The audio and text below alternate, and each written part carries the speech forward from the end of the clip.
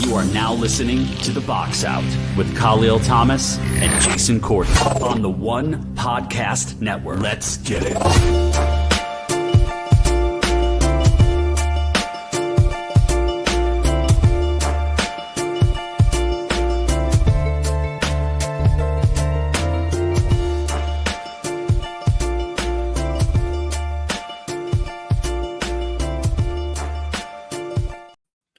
From NJ to BK in the world, it's The Box Out here on the One Podcast Network. My name is Kahlil Thomas. Join me in a few minutes with Jason Kahlil from Brooklyn, New York. And we were advertising for a show on Tuesday.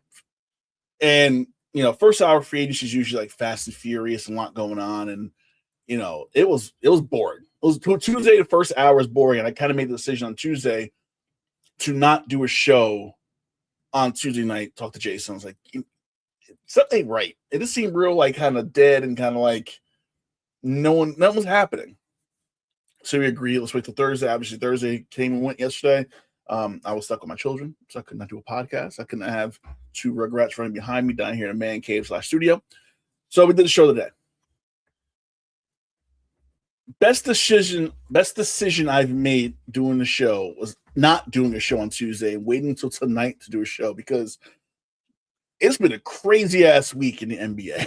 It has been one of the, I want to say, the weirdest, most active weeks of NBA free agency offseason that I think we've had on this show in the almost 10 years we've been doing this podcast, whether it be audio or whether it be video here on YouTube. So let's start right at the top. The big news this week, and it's not LeBron. I'm not going to go the ESPN route and go, LeBron. The LeBron chase is underway. I'm not doing that. The biggest news was this week. Boston trades Jaylen Brown to the 76ers for Paul George for unprotected 2031 first-round pick, a 2028 first-round pick swap, and 2 second-round picks. I think when Boston didn't get Giannis, I think the process already kind of started with Boston trying to get rid of Jaylen Brown. I think Jaylen Brown was hurt. He was even mentioned in trade. I said it when the Giannis deal came. I think I said on draft night. The fact that they didn't add anyone else to that trade to get Giannis was kind of a bad look. And that's my opinion. I think if they said, hey, we'll add Hugo to it. Hey, we'll add Schneiderman to it. Hey, we'll give you Peyton Pritchard. We'll give you other stuff on top of Jaylen Brown. I don't think it would have been as hurtful, I would say, to Jaylen Brown in that effort to get Giannis from Milwaukee to come to Boston.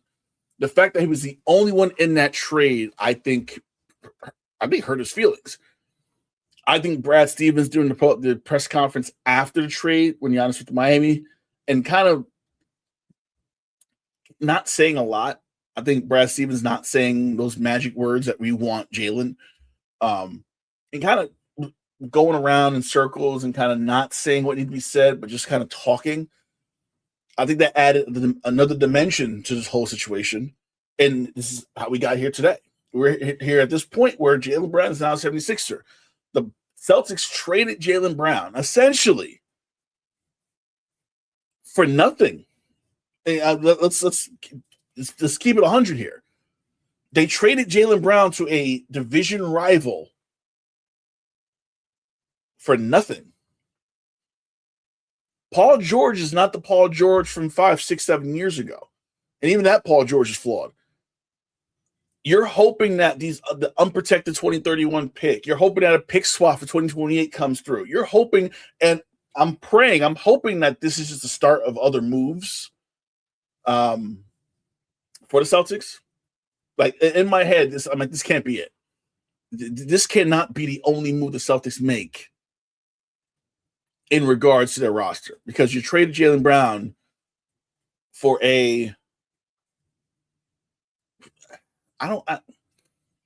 Paul George on the downturn. I think that's probably the best way to put it. Paul George had a good playoff run with the Sixers. He looked like Paul George from a couple years ago. with the Sixers in their playoff run, when they beat the Celtics in the first round of playoffs. You saw flashes of old Paul George, but that's all you saw. You didn't really see much else throughout the season. Obviously, you had the suspension for, I'm assuming it was PEDs. I'm assuming that was what it was, but I don't think anyone really knows what the hell Paul George got suspended for. So they had Boston, who essentially traded him for nothing. Like, absolutely nothing. And, living in the New York, New Jersey, Connecticut area, it gets real intense here. Nothing's more intense than Boston radio, Boston fans. And there's a show that I listen to, even when I'm not in Massachusetts visiting friends, Felger Mass, they had their own reaction to it. And this is, I think, their producer talking about it. Here's from the Sports Hub 98.5 in Boston on what they thought about the Jaylen Brown trade.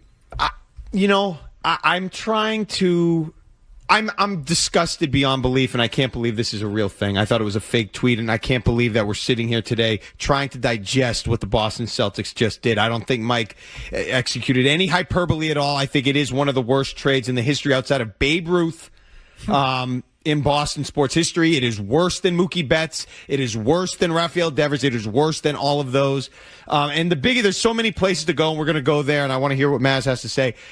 What's most disappointing, and it's a developing opinion in a way, this has become increasingly clear that this was an analytically driven move. They don't respect Jaylen Brown because of the analytics, because of the nerds, okay? Because they don't use their eyes anymore. And it feels like the Celtics have become, I don't know if radicalized is the right word, but they've lost themselves. They're lost. It's like somebody that thinks the world is flat. You just don't, they're not speaking, they're not in tune with reality. And I think the Celtics have lost their way here. And they have really, instead of using their eyes and what they see from Jaylen Brown on the floor in a basketball game, they went into the analytics and the numbers. And there was an article on Yahoo today that we could talk about where you can concoct some imaginative thing that tells you that Jaylen Brown isn't one of the best players in the league. Forget about the Finals MVP and the MVPs and the accolades and the first team, second team, All NBA, whatever it was. No. You need to focus on these intimate numbers. These numbers that are going to tell you that he's not actually that good, and that you are in the right by not just trading him, dumping him for nothing. They got nothing for him. And that is what's so devastating. Not only did they get rid of this man, this player, this foundational unit, they got nothing for him. And in basketball, Maz, and Mike, you can't do that. You could do it in baseball. The Nationals can get rid of Bryce Harper and win the World Series the next year. In basketball, you can't. And the Celtics have closed the window on Jason Tatum, his prime, and their organization. And I can't believe we're here. There's a lot more to say. I want to hear what you have to say. I can't believe we're here, and I'm pissed. So that's Boston for you as I bring in Jason Kortner. He sounds pissed. He sound. Well, oh my goodness! I said before I played the clip, I'm like, New York, New Jersey, we're passionate, and technically are two sports radio station town. On ESPN, it's kind of like on 880, not really FM. Yeah. WEEI and Sports Hub in Boston were on fire. I picked that clip out. There were so many other clips I could have picked, and we could have been here all night just playing clips from WEEI and the Sports Hub. But what were your thoughts on the Jaylen Brown trade, and how bad is this trade in the annals of trades in history? I think it jumped over Luka. I think this is worse than the Luka trade because not only do you trade him to a bitter rival, and it's clear to say I think Philly's probably going to be our number one competition in the East next year. But you trade him within the division, if you still believe in division. You trade it to a heated rival, and you gave him up for practically nothing. Over the hill, Paul George, in my opinion, and a couple of eighth graders that are we're not going to see anytime soon. I thought it was a egregious trade. I understand why they had to do it. Because the whole Giannis, missing out on Giannis, egg on their face. And quite frankly, it's the second apron. That's what's going to get lost in this whole getting rid of Jaylen Brown. It's the second apron. These guys had two players that were going to command over $600 million. that's just not winning basketball going forward in today's NBA. So for that reason, I understand they had to choose one. To me, the problem is they clearly had Tatum as their alpha dog throughout this whole thing, which I think was probably a mistake. But to give him up for nothing, that is just egregious. And nothing's going to happen to Brad Stevens. Everybody's going to look at him like, well, analytics, it is what it is. Well, someone said, I can't remember who said it. I can't remember where I heard it. This seems like this was not the trade itself, but kind of the quick of the trade and how like it kind of came out of nowhere and it's like just take him. It seemed like this wasn't a Brad Stevens deal. It seems like ownership. Yep. You have a new owner came in, probably looking, and I didn't realize. You do some legwork. The Celtics don't own, or the Bruins for that matter. They don't have any say in in the TD Center, TD North Bank Center, or whatever it's called. Yeah. They don't own it, so they don't really make money from the arena. Didn't realize it. I don't understand them and the Lakers. Iconic franchise. Neither one you guys own your own arena, but yeah. So you have a new owner who spent billions of dollars by this team, and looking at the roster, going like, I'm not paying $600 million to two players. So you need to move one. And Brown just happened to be the guy who's like, he's not really. Not that he's acting up. It don't really seem like he did anything wrong. Is it me, or does it seem like he just really didn't do anything wrong? That they just they chose Jason Tatum over Jaylen Brown. That's all it seemed like. It seemed like Jason Tatum was the better sell to the fans, who they assumed, over Jaylen Brown, who was just a NBA champion 2 years ago, Finals MVP removed. But yeah, it just seemed like they chose the lesser of the two. They was like, hey, listen, I think Tatum is more marketable, and Brown isn't. I just think it came down to that. I just feel like Brown did nothing wrong. Brown pretty much took this team that was assuming this is going to be a throwaway year because Tatum's going to be out. No one's going to give a shit about us. Took them to a really good season. Tatum comes back, and in all honesty, fucks up the whole rotation of the team. Yep. And then they fall out in the first round to the Sixers, who beat them now to get arguably their best player. And they're like, oh, well, it's Brown's fault because he said he had the most fun season he had. I'm like, what? It's his fault? Because what? So I don't know. The best quote so far of this week is from Dave Portnoy or Barstool Sport when he said this. Paul George does not make my dick hard. There you go. And there you go. And that's all you know about the Paul George trade right there. Paul George does not inflate Dave Portnoy at all. Sad day. Sad times for Boston sports. I mean, first thing, it's great to see that the whole Eastern Conference is topsy turmoil after the Knicks win one championship. I know. Everybody's chasing us. That's the funny part. Everyone's like, beautiful thing. What are they doing? Speaking of the Knicks, we did lose Mitchell Robinson to the aforementioned Boston Celtics. 3 years, $47.4 million, I think the contract was. But before we came out here today, they announced they signed Andre Drummond to a one-year deal. So you lose Mitch, but you get Andre Drummond. How do you feel about that move? I mean, losing Mitch was obvious was going to happen. I didn't think they was going to be able to, try to re-sign him. I do like the addition of Drummond, a solid backup for a cat. I feel like they're going to experiment with the lineup next year anyway. We might even see OG play a couple of minutes at the 5. So I think the Knicks will be fine. Hey, we got a backup that can shoot free throws now. That's a plus. That's always a plus. And hit occasional threes. Always a plus. It's somehow, some way, Andre Drummond picked up a 3-point. Not saying he's going to step back and become Brook Lopez, but Andre Drummond can hit a 3 occasionally, which I'm like, okay, so now it's not 4-on-5 on offense, which is very big. Knicks also bring back Jose Alvarado. They give Landry Shamet a huge raise. How do you feel now with this offseason and kind of getting the team back kind of almost intact? You sub out Mitchell Robinson for Andre Drummond. How do you feel now? I feel like we're still going to be in contention. I think we have enough to defend the title. Even though I think there's one more slot left. I don't know what they're going to do with that slot. Do you think they try to bring back Clarkson or no?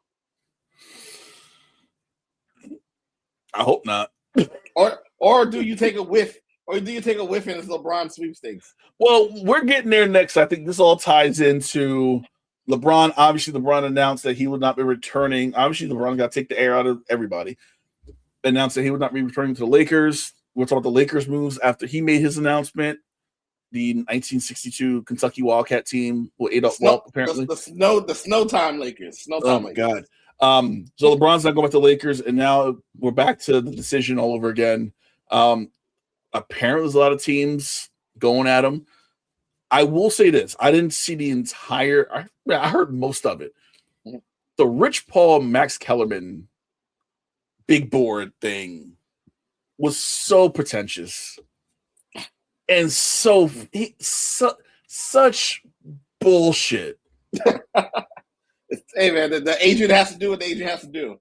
I'm gonna pull up a bunch of teams and names and say, Dallas, they got oil. Masai's bringing Africa with them. I'm like, what the fuck is he talking about? What are we doing? LeBron's gonna invest in the oil well? Like, what are we talking about? But the part that got me was when Rich Paul mentioned the Knicks. And of course, I had to zero in on this. Here's what he said about the Knicks. And we're going to talk about this when it's over. If the Knicks hadn't have won, there would be no board. He'd be going to the Knicks. He'd be going to the Knicks. Interesting. But the fact that they won, Jalen Brunson would literally have to pick up the phone and say, hey, man, it's no issue with me. Jalen, ball's in your court. And I'm not saying that would make him make his decision. But at least it would put him on the table. Yeah, because you got to have the Knicks called? Yeah. Knicks checked in? They checked in. First of all, it killed me that he would come to New York if they didn't win the title. That bugged me. So I'm like, wait a second. So you don't want to come here. And my wife made a good point. My wife was like, because he doesn't want to be part of the team if they don't repeat. Because if he comes to the Knicks and they don't repeat, it's LeBron's fault they didn't repeat. Does that make sense? That makes sense. He'll definitely get egg on his face if they don't repeat. He wanted to be, in his eyes, he wanted to be the savior. And that's not the case. Brunson is our king. We don't need another king. This is not Game of Thrones where he's trying to sit on the Iron Throne. I don't think the Knicks need him. Of course, you're going to inquire about him because for what I'm hearing, he's willing to take a veteran minimum to play for a contender. $3 million. Which is crazy.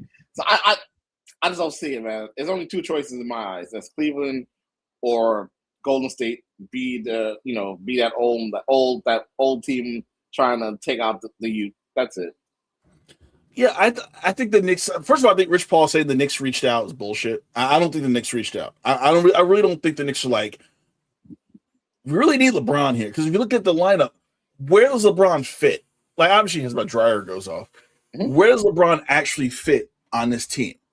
I know people are like, well, it's LeBron. You can put him anywhere. I'm like, LeBron's going to start. Mm-hmm. That means someone's going to be out of position. You might want to play OG at the 4 a lot more this year. Does LeBron play the 4? That means Josh Hart might have to sit, because that means you shift down Bridges to the 2. OG becomes your 3. So now people are kind of playing out position a little bit. Can LeBron play the 4 full time, which you would have to do? And then Hart goes to the bench. Do you want Josh Hart coming off the bench again? There's so many questions with bringing him in. Mm-hmm. I don't think the juice is worth the squeeze here for him. It's funny you mentioned OG.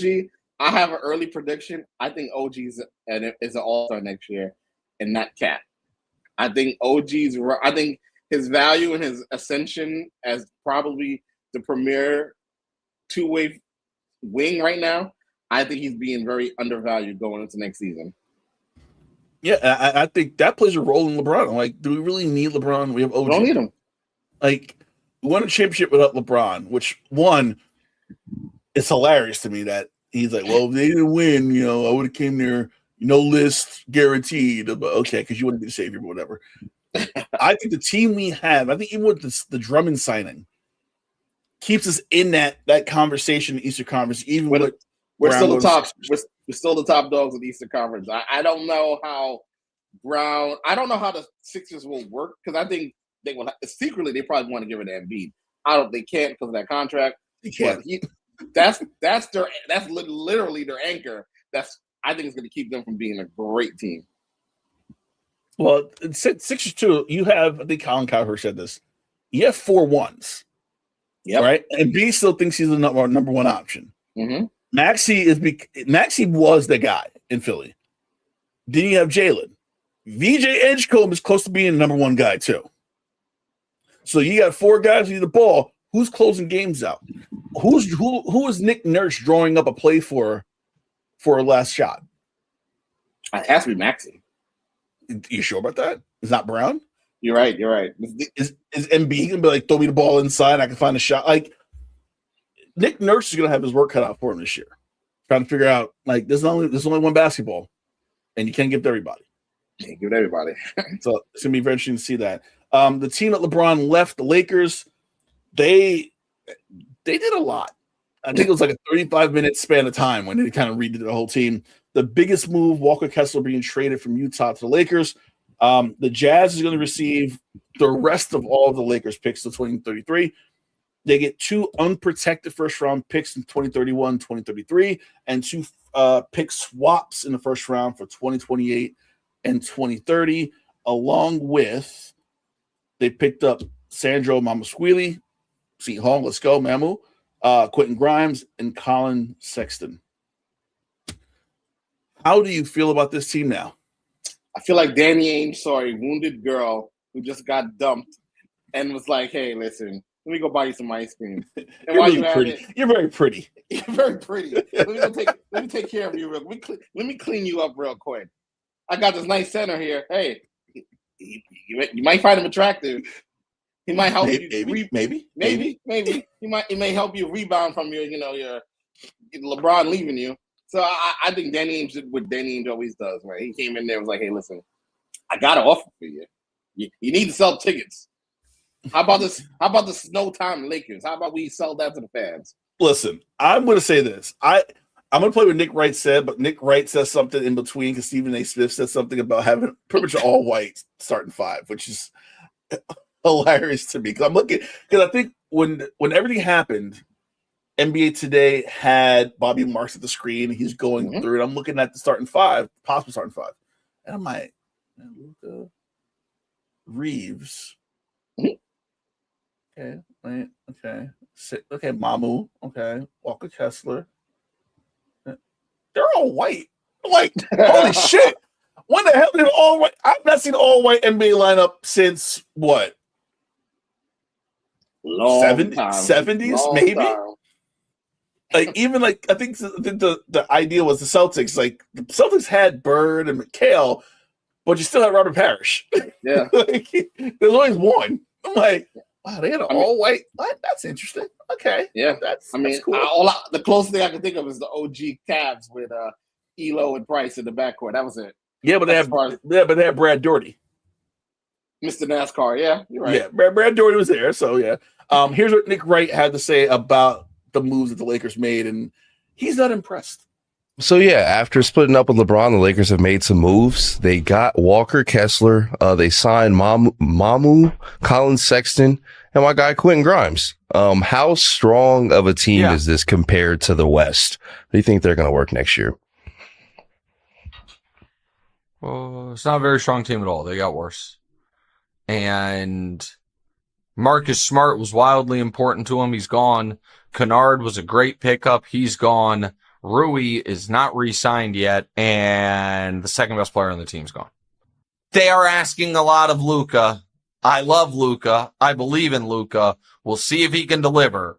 But it is to trade away all your future picks and to just be locked in to long-term Walker, Kessler, Austin Reeves, and not like Colin Sexton's not to me a value additive NBA player. You know how much I like Grimes. So that one is, I do think awesome, and Grimes will have a career year. I still think that team, and Walker Kessler is, a nice player, and they finally addressed the center position. But man, oh man, they paid a very steep price for Walker Kessler as a restricted free agent. 2 picks and 2 swaps. So that was Nick Wright. I do agree with him about Grimes. I do think Grimes is going to have a career year. Bruce, what's going on? Bruce says going to be a lot of snow time in LA. I love it. Yeah, that I'm curious to see. And they traded DeAndre Ayton earlier tonight too, so he's gone. They just reshuffling the deck in LA. And I hope Rob Pelinka knows what the hell he's doing, because right now it's a lot of change in a short period of time. And I'm like, if you're a Lakers fan, like, this is not the team I rooted for a month and a half ago. The Lakers and Clippers are going to be the new Giants and Jets. They're going to stink for a couple of years over there. At least they all got their own arena to stink in. They're not stinking in the same place. There you go. So there were a lot of moves. Like I said, I said in the beginning, we were going to do a show Tuesday. We advertised Tuesday, and it was very dead Tuesday night. Because LeBron didn't even announce till Wednesday, right? No, I don't think he announced till Wednesday. And I think usually first hour free agency, a lot of shit happens. And usually that's when we hop on, like, oh my God, this happened. But by 6:30, I think I texted you. I was like, this has been a really because wasn't the free agency was the debut? That was the debut of the Woj bomb, whatever the meter they used to do for him. Yeah, I'm like, this sucks. Bruce also believes that Fox News and Newsmax is going to love the Lakers now. I'm like, hey, listen, hey, I can see that. If not the Lakers, definitely the Bills. What he did to OJ. Yeah. Oh, God, we're not going to touch that. So the other news that happened, actually before that, LaMelo Ball gets traded to the Timberwolves. The T-Wolves get LaMelo Ball, Josh Green. The Hornets get Naz Reid, which I was like, ooh. A 2033 unprotected first-round pick, 3 first-round pick swaps in 28, 29, and 30, and 3 second-round picks, 29, 32, and 33. Does this make Minnesota a better team? Because I've been kind of going back and forth on the pros and cons of this trade for Minnesota. I don't think it makes him a better team. However, it makes Ant less reliant on having the ball and creating plays for everyone else. That's where Melo's going to come in. But I don't know if it makes them a better team, especially losing. I mean, losing Randall was addition by subtraction, but losing Reed, I thought that might rear his ugly head down the road, because now you are banking on Gobert to be healthy and just carrying all the workload on the boards. And McDaniels to kind of just pick up what Naz Reid was. And I'm not sure he's ready for that. No, he's not. A lot more scoring. I think defensively they get a lot worse defensively because LaMelo Ball does not play a lot of defense. So I think that becomes an issue. So if you're looking at San Antonio, OKC, and then you see Minnesota a distant third from those two teams, I think right now. Oh yeah, do you think they're even Denver? Maybe they're that bunch, right? That Denver, Houston, Minnesota is like that next tier. Yeah, I feel like Denver needs to do something. Denver's been very quiet, and I feel like if they're going to run it back with the exact same roster, nothing's going to happen. I know they don't have a ton of money. That's who I thought should have made a play for Jaylen Brown. Denver or Houston, they should have made a play for him. Yeah, I think Denver. The problem with Denver is, what do you trade? Because their draft picks are useless. Because you're talking 25 and up. So are you going to go deeper in the future and hope 2032, 2033, when Jokic is finally gone and Murray's gone and Gordon's gone, that they're going to get really bad? Do you want to wait that out if you're the Celtics? They're doing it now, seems like, but doing it wait a little bit longer. I think that's the problem with Denver. The Hornets stay busy actually the next 2 days. I think 2 days after. They traded Miles Bridges to the Suns, along with a first-round pick in 2029, a second-round pick in 2027. They received Grayson Allen, Royce O'Neal, and a first-round pick for 2033, unprotected, looks like. So the Hornets kind of reshuffling their deck. So now it's going to be the Con Knuppel and Brandon Miller show down in Charlotte. With how well they played at the back end of the season last year, do you think this is a smart move, or do you think they should have said, you know what, we played really well late. Let's kind of add a little bit to this team and see what happens with this team that we have that played so well late. I thought they should have went that route, try to run it back and just add to it. But now I don't know what to make of them now, because now it's like you kind of like reshuffled the whole lineup. I mean, what Knipples, what the core is going to be. Their strength is going to be shooting, but that's about it. I don't know how they're going to defend. I don't know how they're going to rebound. I don't know what their identity is going to be outside of shooting. I mean, I think Naz Reid is going to be the defensive guy. And I think he's going to be required to do a lot. Yeah, I mean, I think they're going to hope that the pressure won't be on him to score as much. Yeah, Brandon Miller's going to be on him. Knuppel's going to be on him. Nas going to be like, do what you did in Minnesota. And I'm like, you might have to do more than that if you're in Charlotte. I think that's the sell point to Naz Reid is just keep doing what you're doing. And it's like, I think you need to do more than that. Other big trade that happened while I was at the bar, which is hilarious. Ja Morant going to Portland for Jeremy Grant and Chris Murray. Really quick though, I finally watched the Jail Blazers doc last night. It's fucking amazing. First of all, talking about Ja Morant going to the Jail Blazers. Bob Whitsitt might be the dumbest GM I've ever seen and the most delusional. Because for him to think that, first of all, I didn't know Ruben Patterson was a sex offender. So somewhere in my head, I never got the information that Ruben Patterson there was a lot going on. Legitimately a sex offender. And Bob Whitsitt's like, well, he served his time. I'm like, wait, what? So you got Rasheed, who's a nut. Stoudemire just like to smoke weed, and they made that like a capital offense in Portland. Yeah. On Lake No Negro. Everybody hated Bonzi Wells, and Bonzi Wells didn't do shit. Bonzi Wells was the most liked guy. He seemed like he was the only one that was crushed by the whole thing. Bonzi made a comment, this benign comment in Sports Illustrated about people, white people not caring about something. It was a really stupid comment. I even forgot about it halfway through the doc. And he kind of held that against him. He was the only player on that team to not. Sean Kemp went to rehab for coke. Like, you're mad at Bonzi for a comment. Your GM signed overweight Sean Kemp, baby daddy Sean Kemp. Yep. in 2001. Yep.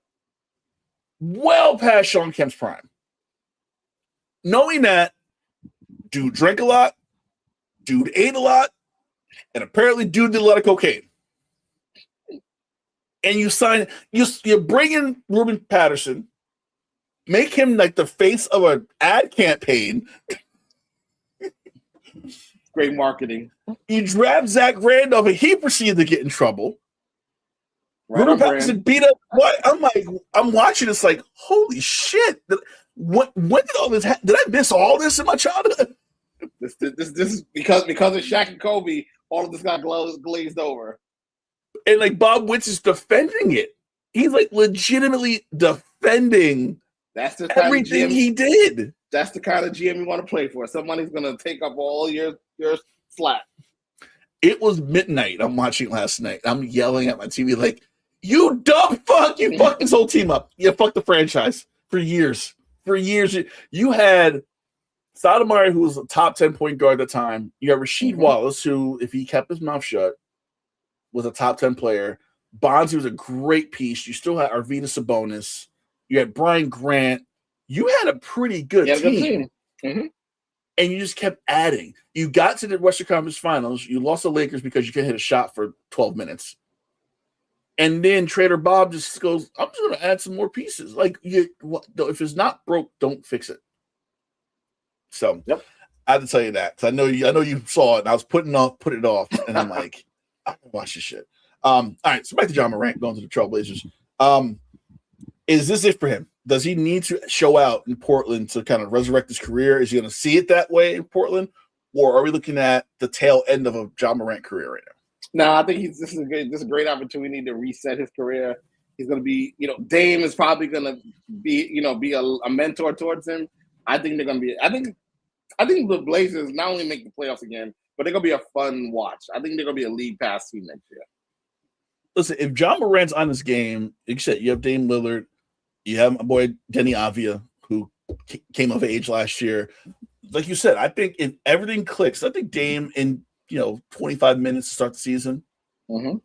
If everything clicks, you can have a very cool story of a team that kind of rose from nothing, even though their owner is a piece of shit. And I think he's threatening. I think he's going to move this team. I think he's trying to move the team, yeah. I think he's trying to move this team. I think he can't move to Raleigh because I feel like that would be an issue with Charlotte. And I feel like the NBA has to approve that. Because he owns the Hurricanes in the NHL. That might be the move. So I can see NBA saying, okay. But do the NBA want to bring a team back to the Pacific Northwest of Seattle and then have a team leave the Pacific Northwest in Portland? I'm not sure they want I'm not sure they want that to happen, correct.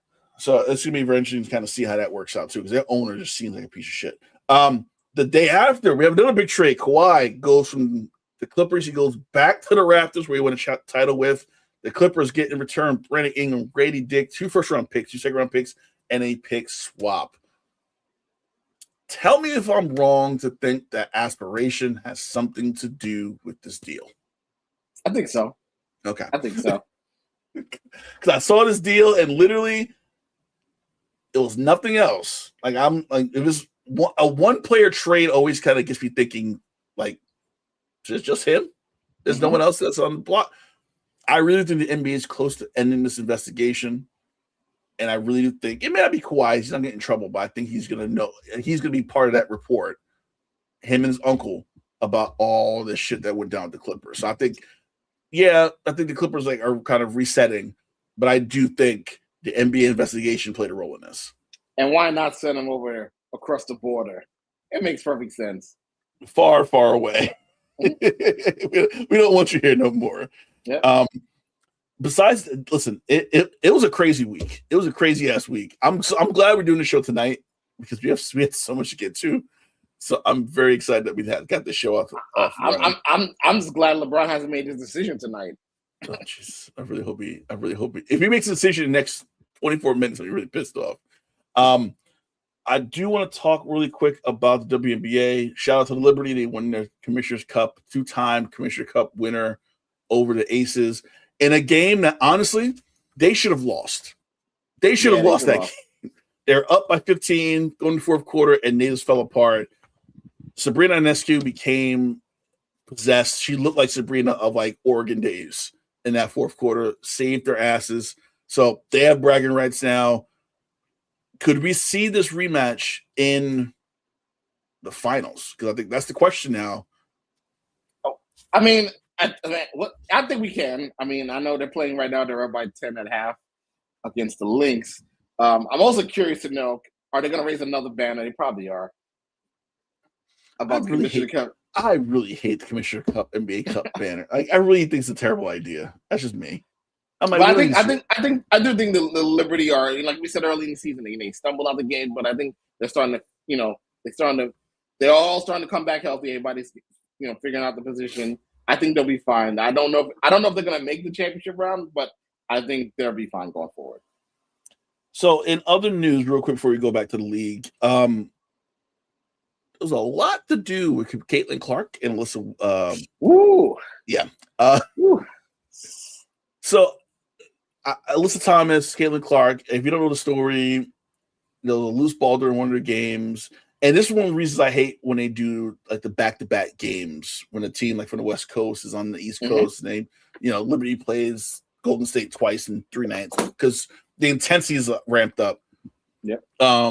Loose ball, Caitlin Clark goes to the ground, she goes for the ball, and Alyssa Thomas, I think, choked her or put her hand on the throat. Put her hand on the throat, yeah. They didn't really call anything. I think the WNBA went back, gave her a flagrant, suspended her for a game. It's been a shit show ever since. Boomer Esiason here in New York says some stupid shit per usual. And then this came out. They had the All-Star voting, and fans ranked players, media ranked players, and the players ranked each other. Caitlin Clark in the fan ranking was the second best guard according to fans. According to the media, she was a third-ranked guard. According to other players in the WNBA, she was ranked 11th best guard in the league. Talk about hate. I'm going to play this quick clip from Colin Cowherd, who I hate, but he made a good point. So here's what he had to say about this today. Caitlin Clark, on a vote by WNBA players, was voted the 11th best guard in the sport. At this point, I think it's funny. Fans ranked her second. Media ranked her third. WNBA players voted her as the 11th best guard.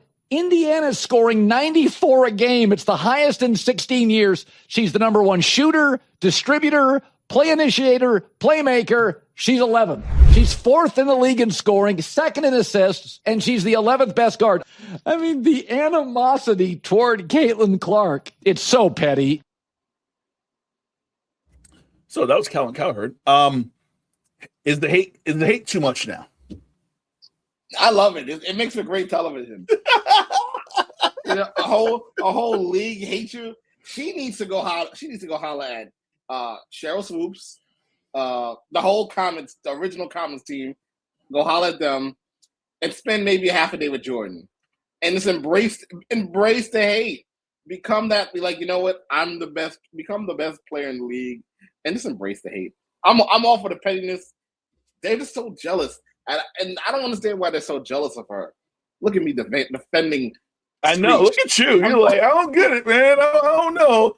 No, I mean at some point, we got to look at this and go, okay, you guys aren't trying. You're not even trying to hide it now.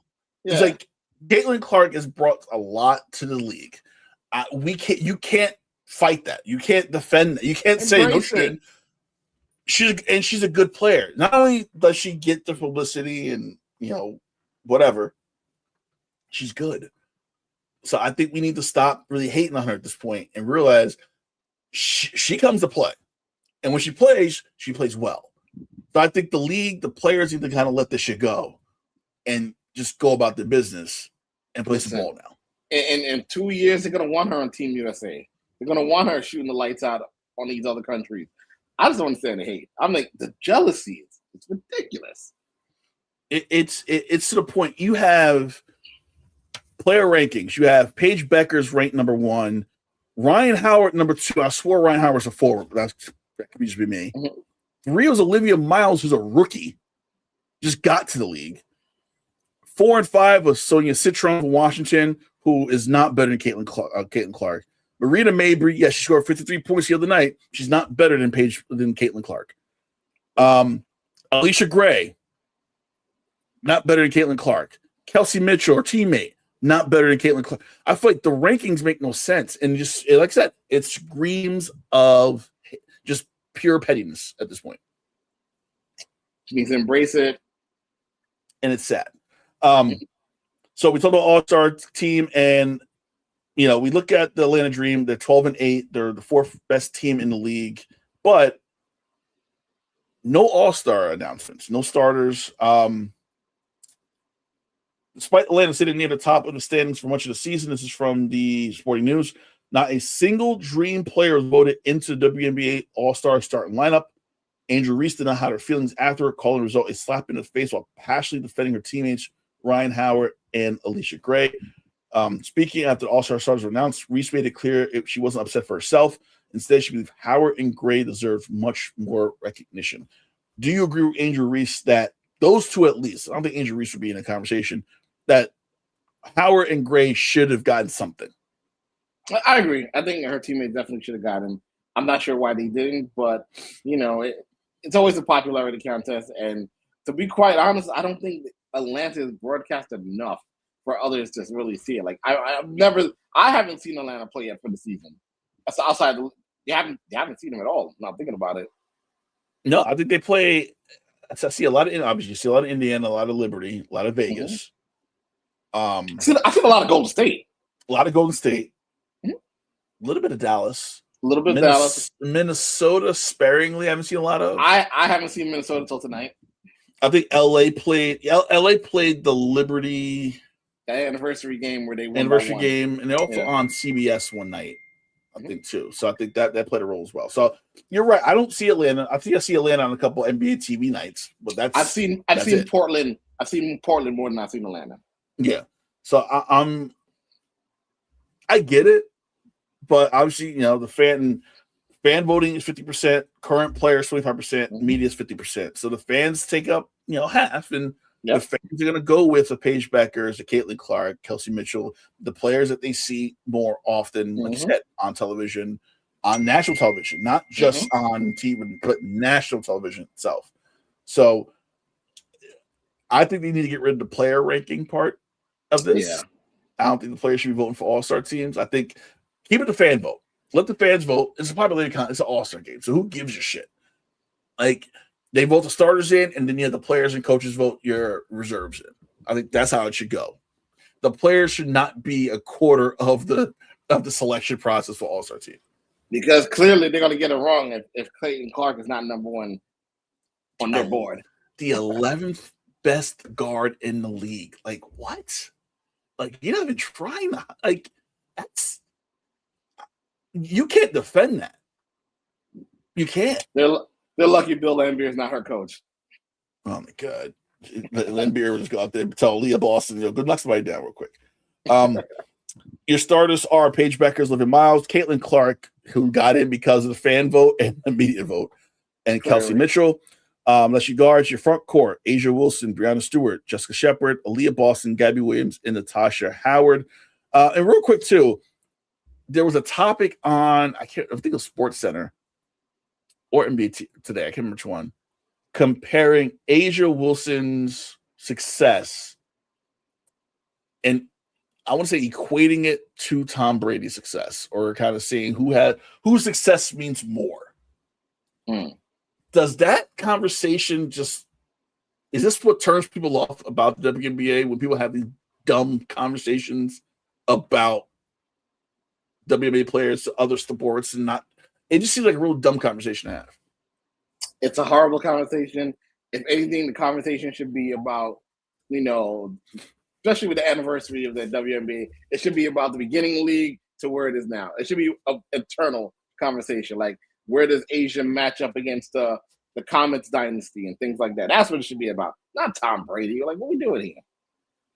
Yeah, and this starts conversation because my buddy was watching it, and he's like, oh, Tom Brady. Then he goes to athleticism. I'm like, first of all, Asia Wilson's a lot more athletic than Tom Brady. Let's put that out there. But I'm not going to see him say, Asia Wilson's success is as much success as Tom Brady had. Like, no, we're comparing apples to oranges. Like we can't do this. So I'm not gonna have the conversation. Bruce came back. Argentina won barely. Clark is a phony. She can't play. Wow. See, I disagree with that comment. She can't play. She plays against everybody. Caitlin Clark puts it on people, and I think that to me is the most overarching reason people hate her. Because she gets so much publicity, and she's not just getting publicity and not playing well. She plays well, gets publicity, and then shits on everybody. It's a fact. That's petty. It's a petty. That's petty to me. Yeah, that's petty. That's complete and total pettiness. She plays against everybody, and and she has bad games. She shoots terribly because she shoots 80-foot jumpers constantly, which I'm like, stop shooting from like half court every time. But she's top 10 in scoring, top 5 in assists, top 5. You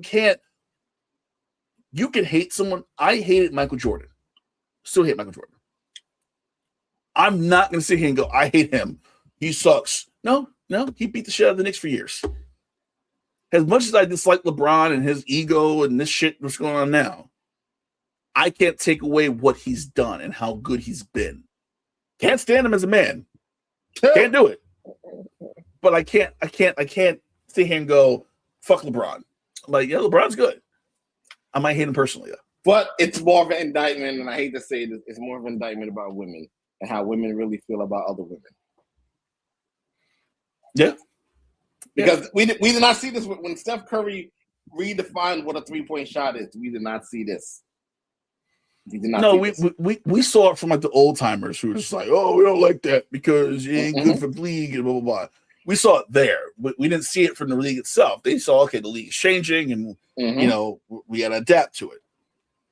Now we're seeing just everyone in the league just completely shit on Caitlin Clark and hit her extra in the throat, and trip her. Ball is ball. I get it. However, she balls.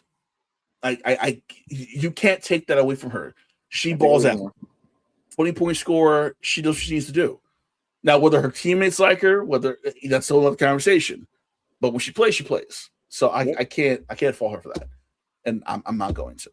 I know Bruce is trying to push me in his direction. I can't do that. Last topic of the night. What was the point of the King of the Ring? Oh, damn. Help me out here. I can't call it. Because like EO winning was so predictable because we're not gonna have a women's world champion win the King of the Ring because we're not combining the titles. So like, what are we doing here? That was lazy storytelling right there. Oba winning made sense if you want to present him as that conquering character, but him forfeiting it the next night, what the fuck? What are we doing?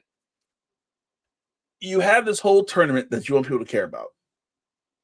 If you were going to do Seth versus Roman and Seth was in the King of the Ring, wouldn't it have made sense to have Brock cost Oba a match and have him eliminated and have Seth advance and win the King of the Ring to set up a match with Roman, which then sets up Oba for Brock?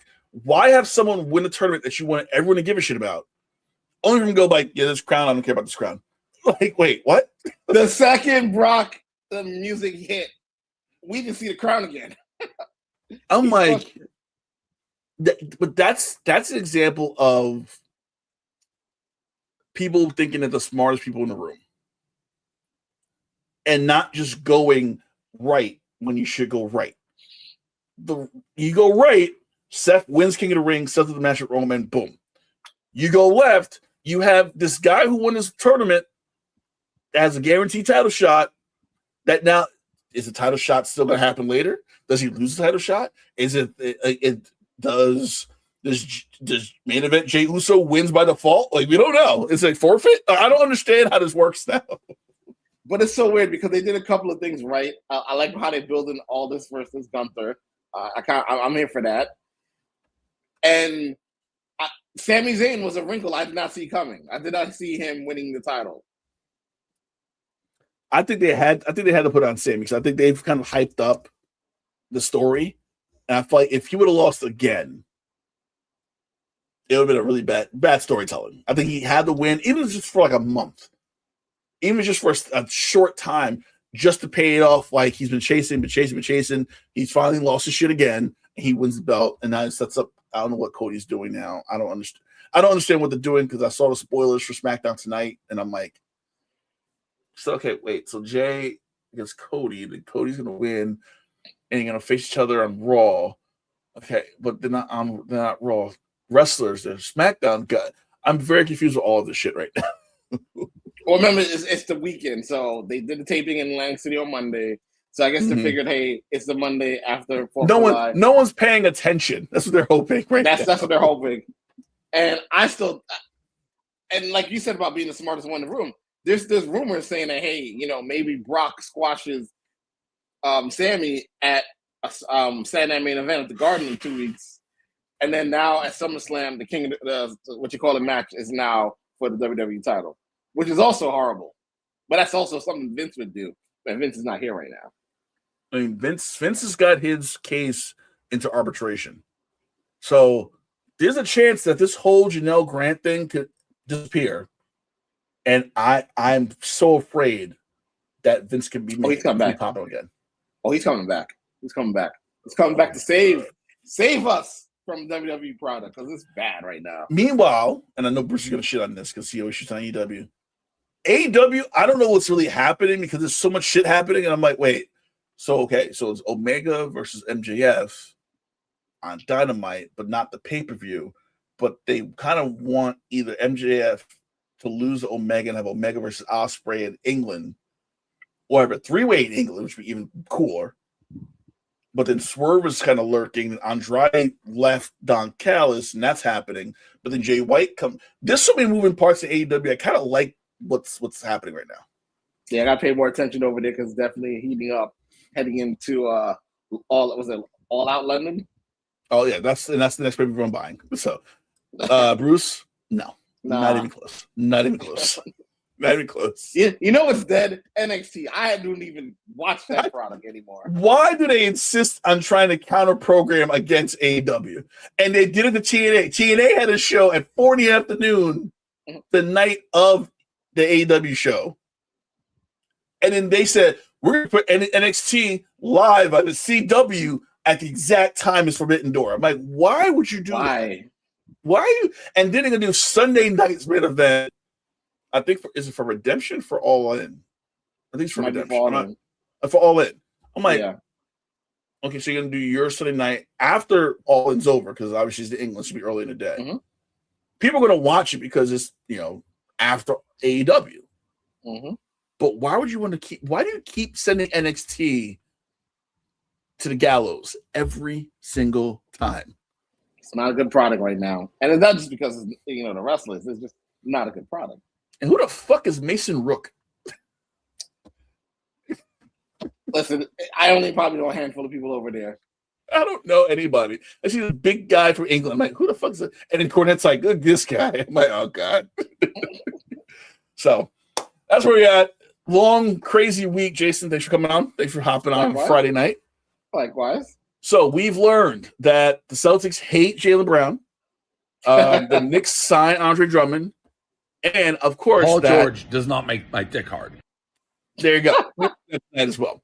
So we will be back in 2 weeks. This is our summer schedule. Back on July 16th, that Thursday. And we'll tell you now, we're going to do a top 10 players currently in NBA. I'm telling you, I'm giving you 2 week notice.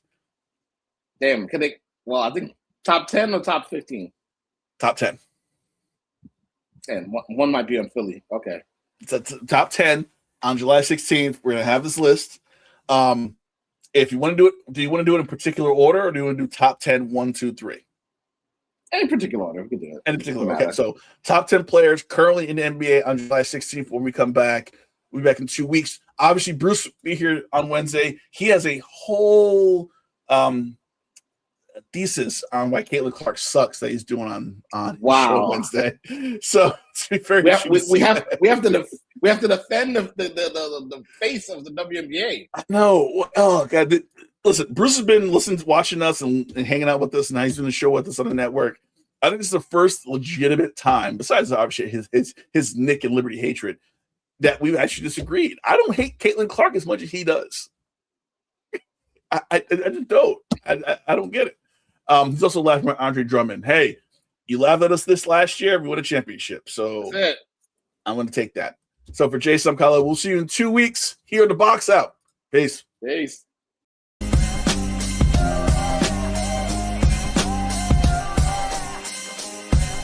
This has been The Box Out with Kahlil Thomas and Jason Kortner.